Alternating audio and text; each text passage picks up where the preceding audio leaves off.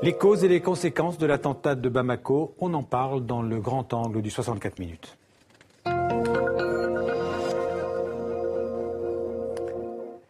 Le Mali est au cœur de l'enjeu du Sahel, entouré par la Mauritanie, l'Algérie et le Niger. Début 2012, des rebelles touaregs et des mouvements salafistes occupaient le nord du pays. En janvier 2013, ces rebelles menaçaient directement la capitale Bamako. La France a lancé l'opération Serval, réussi à bloquer l'avance des colonnes rebelles. Depuis lors, le pays reste assez instable. Le président Ibrahim Boubacar Keïta a été élu en août 2013 et des négociations ont eu lieu ces derniers mois entre le pouvoir central et les rebelles touaregs. On va y revenir dans un instant. Mais d'abord, avec nous en plateau, Hamedi Diarra. Bonsoir. Bonsoir. Vous êtes le président du Haut Conseil des Maliens de France. Vous représentez environ 200 000 Maliens en France. Alors, Monsieur Diarra, avant d'évoquer la situation politique au Mali, une réaction d'abord à l'attentat de la nuit dernière à Bamako. Permettez-moi, merci de m'avoir invité sur votre plateau. Permettez-moi, au nom de la communauté malienne de France, de présenter toutes mes condoléances les plus attristées aux familles des victimes et souhaiter un prompt rétablissement à ceux qui sont blessés. Ouais.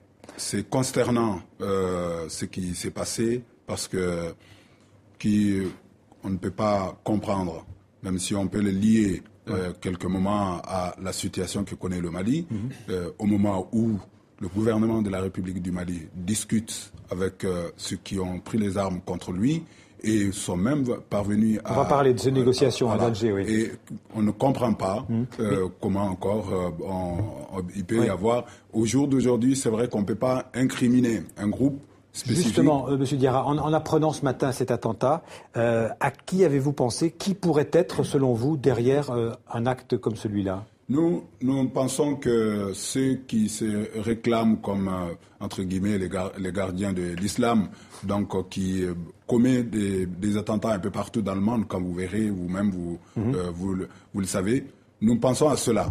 Mais il reste encore à confirmer, dans la mesure où, aujourd'hui, les armes circulent, les gens, les bandits se proclament islamistes ou je ne sais pas quelle obédience religieuse pour perpétrer leurs actes odieux. Manifestement, c'était des Occidentaux qui étaient visés. Alors, parce que les Occidentaux sont visés, nous pouvons penser aux groupes qui sont les groupes radicaux islamistes. Mais au jour d'aujourd'hui, comme l'ensemble des éléments ne sont pas réunis pour confirmer une direction, nous ne pouvons qu'émettre l'hypothèse que c'est cela. Alors, Hamedi Diarra, avec nous en plateau aussi Slimane Zeguidour. Avant de vous donner la parole à tous les deux, bonsoir Slimane, on va voir dans un petit reportage assez court que, je le disais, votre pays est toujours relativement instable. Grégory Fontana va revenir sur des négociations, vous venez d'y faire allusion, qui ont eu lieu et qui ont toujours lieu d'ailleurs entre le gouvernement central de Bamako et les mouvements touaregs. Ça s'est passé à Alger ces derniers mois. Tout de suite, le sujet de Grégory Fontana. Le Mali frappé par un attentat au moment où le peuple malien prend le chemin de la réconciliation. C'est en ces termes que l'Algérie condamne les événements de la nuit à Bamako, faisant ouvertement référence à l'accord conclu sous sa médiation dimanche dernier à Alger. Un accord censé mettre fin à l'instabilité dans le nord du pays, annoncé en grande pompe, et pourtant un accord à minima. Si le gouvernement de Bamako et la moitié des groupes armés présents à Alger ont bien paraphé le texte, il manque encore la signature de la coordination des mouvements de l'Azawad et donc celle des Touaregs du MNLA. Ils demandent du temps, encore un mois, pour consulter leur base, car si le texte reconnaît pour la première fois le nom de l'Azawad, les termes de fédéralisme ou d'autonomie en sont exclus. L'unité du Mali et son intégrité territoriale sont mises en avant. De retour à Kidal, les différents groupes rebelles réfractaires à l'accord d'Alger doivent se réunir en conclave le 10 mars prochain pour tenter de trouver une position commune. Étape cruciale, puisqu'après, il ne restera plus qu'une quinzaine de jours aux séparatistes pour rallier le Mali, ou pas. Hamedi Diarra, est-ce qu'on peut faire un lien entre l'attentat de la nuit dernière et les mouvements de libération des Touaregs? Les mouvements de libération des Touaregs, non, à ce stade-là, non, nous ne pouvons pas faire un lien direct.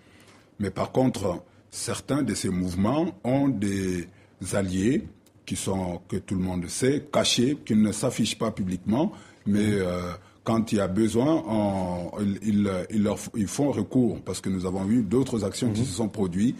Donc nous pouvons penser que ce n'est pas eux, mais en tout cas leurs proches, parce que certains leur prêtent main forte dans les conditions dans lesquelles on se trouve aujourd'hui. Ils ne peuvent pas apparaître, mais ils peuvent nuire. Slimane Zeguidour, on a parlé de ces négociations d'Alger. Est-ce qu'à votre avis, un accord politique est possible entre le gouvernement de Bamako et les Touaregs ? Alors, en principe, il est possible. La logique impose qu'il soit possible et qu'il soit paraphé à la fin du mois, car il y va de l'intérêt de toutes les parties concernées. Le problème, c'est que les parties prenantes de l'accord, du projet d'accord d'Alger, qui n'est pas encore ratifié, c'est que les deux camps qui ont signé ne représentent pas tous les groupes d'intérêt. Les 6 mouvements de guérilla du Nord qui ont paraphé le projet d'accord ne représentent pas, comme le disait le sujet, tous les groupes. Les principaux partis ou groupements de l'Azawad. Et toutes les chefferies tribales, etc. Et le gouvernement, ceux qui ont signé au nom du gouvernement, ne traduisent pas un consensus de tout le gouvernement. Si bien que le gouvernement aussi doit expliquer à ses troupes que la mention du nom de Azawad dans le projet de contrat ne veut pas dire qu'il y a reconnaissance d'une quelconque spécificité régionale et encore moins d'un projet d'autonomie. Alors, vous, justement, en tant que Malien, est-ce que vous accepteriez une certaine autonomie pour le nord du Mali et donc pour les Touaregs qui y vivent ? Aujourd'hui, il a été fait allusion que ceux qui ont signé ne représentent pas l'ensemble des mouvements. Ce qui est vrai. Mais ce qui est aussi vrai, c'est que ceux qui se rebellent représentent une infime minorité des habitants du nord du Mali. Donc, si dans cette infime minorité, il y a une autre infime minorité qui détache, je pense que le gouvernement est en droit de démontrer sa bonne volonté. Aujourd'hui, les accords qui sont conclus, on espère que le peuple ratifiera. Le gouvernement a fait preuve, en tous les cas, d'une écoute, mais vraiment extraordinaire, par rapport, en tous les cas, ceux qui veulent faire croire que le gouvernement de la République du Mali ne les écoute pas. Il les a écoutés. C'est le résultat, c'est le fruit de 6 mois de travail. 6 mois de travail qui ont abouti à la conclusion d'un préaccord. Maintenant, il y a ceux qui sont habitués à la surenchère. À chaque fois qu'on fixe un objectif, une fois qu'on est en train de l'atteindre, on fixe un autre. C'est comme si là-bas, il n'y a plus de limite. Ceux qui sont habitués à la surenchère, c'est le MNLA. Aujourd'hui, le MNLA démontre que ce n'est pas ce qu'il mettait en avant hier qui sont les véritables motivations. Parce que ces choses-là, à 99%, sont acceptées. Alors, mais si le MNLA ne signe pas l'accord, il n'y aura pas d'accord du tout. Et la région, enfin l'ensemble de la région, et en particulier le Nord-Mali, restera dans l'instabilité totale, vous le savez bien. Il faut que la communauté internationale sache que le MNLA, ce n'est pas l'ensemble du Nord, que le MNLA, ce n'est pas toute la République du Mali. Un. Des deux, si le MNLA ne veut pas d'accord, il faut que la communauté internationale tire les conséquences.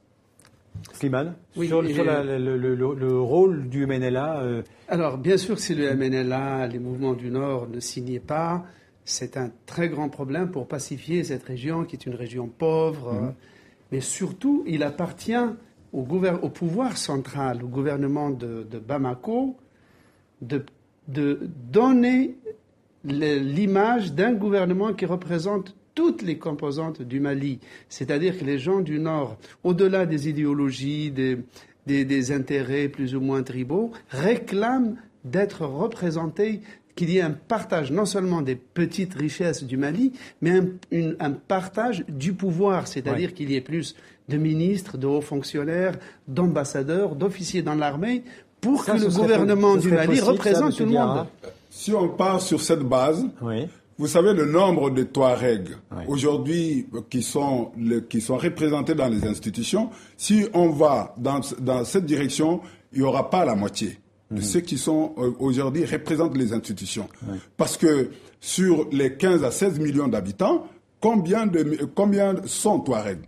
Et si nous allons... Combien sont Touaregs d'après vous? En tous les cas, ils sont 10% de la population du Nord qui représente 1,5 million. Donc 10% d'1,5 million. Donc il y a 150 000, pas plus de 150 000 Touaregs. Tout le monde, tous les... Sur une population de 15-16 millions d'habitants. 16 millions d'habitants. Et qui occupent un très grand espace. Oui. Alors, si on en rapporte maintenant la proportionnelle, l'occupation de l'espace, eh bien, les Touaregs qui se battent aujourd'hui, ils étaient où? Beaucoup n'étaient pas au Mali.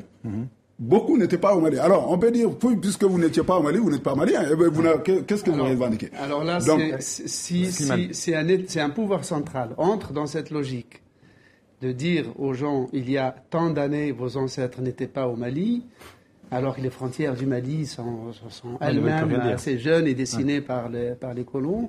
Il y a un risque, je dis bien un risque, on en est loin, de tomber dans le syndrome de l'ivoirité qu'il y a eu en Côte d'Ivoire, où le pouvoir central, au lieu d'intégrer toutes les composantes de la nation, commence à désigner certaines d'entre elles comme étant un simple groupe d'étrangers, d'allogènes venus au pays accidentellement et ne méritant donc pas de faire partie de la nation. Je n'ai jamais dit. Ah non, mais je ne dis pas que vous dites ça. Je n'ai jamais dit, encore moins le gouvernement malien n'a dit cela. Je suis tout à fait d'accord. La question qui m'est posée, c'est de dire, il faut qu'on parte sur les règles de la proportionnalité pour que les Touaregs soient représentés. J'ai dit, si on va sur ces bases-là, ils perdent.